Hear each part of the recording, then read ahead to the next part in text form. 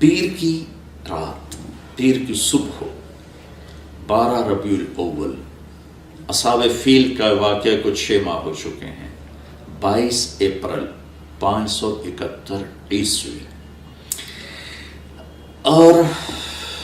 صبح کے 4:20۔ یہ 4:20 میں اس لیے کہتا ہوں کہ 22 اپریل کو مکہ میں صبح صادق کو 4:20-22 پر ہوتی ہے۔ پہلے سے اعلان ہو رہے ہیں کہ ہمارے نبی آ رہے ہیں، من انفسکم، قبیلہ قریش میں سے آ رہے ہیں،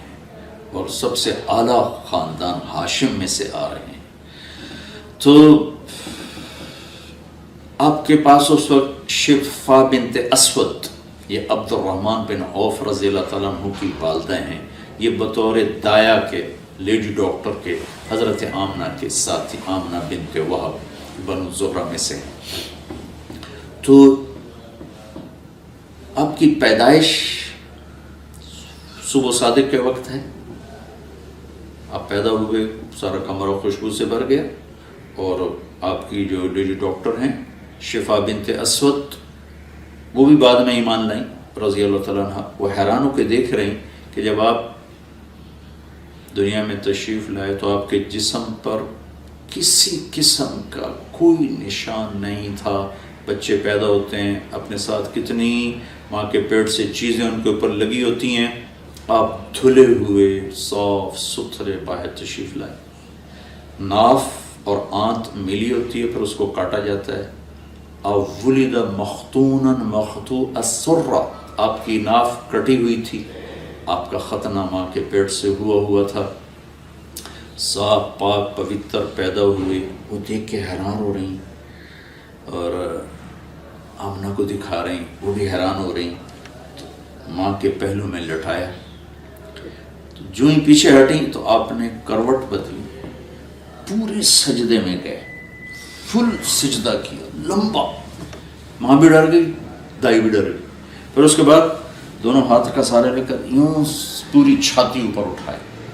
اور الٹے ہاتھ کا سہارا لے کر سیدھا ہاتھ اٹھا کر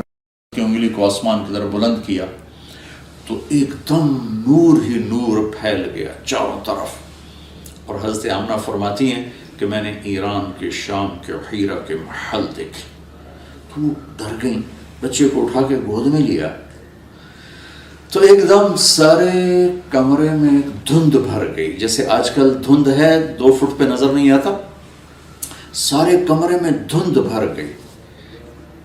اور قریب گود کا بچہ نظر نہیں آ رہا۔ دھند میں سے ایک آواز آئی، طوفوا بہ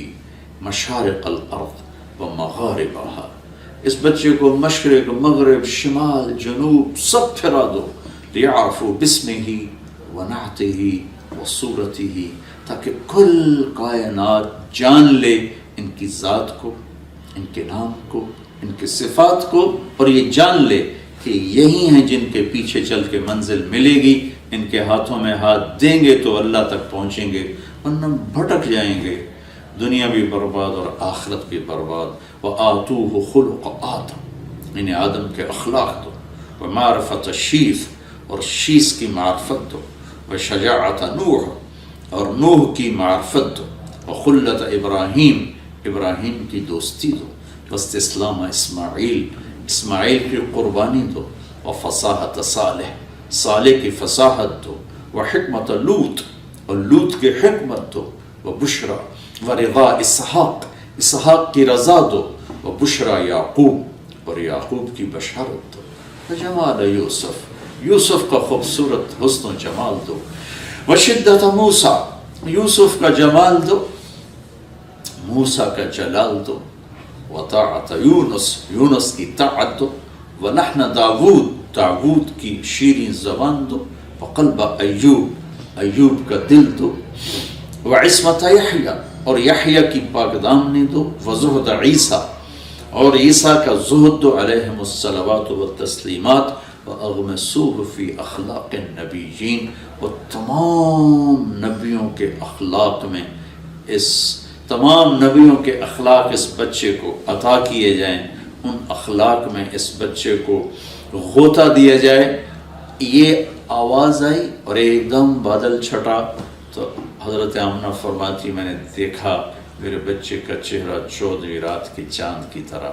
چمک رہا تھا، یہ آپ کی آمد ہے۔ تو میرے آسمان میں غلغلہ مچا ہوا تھا۔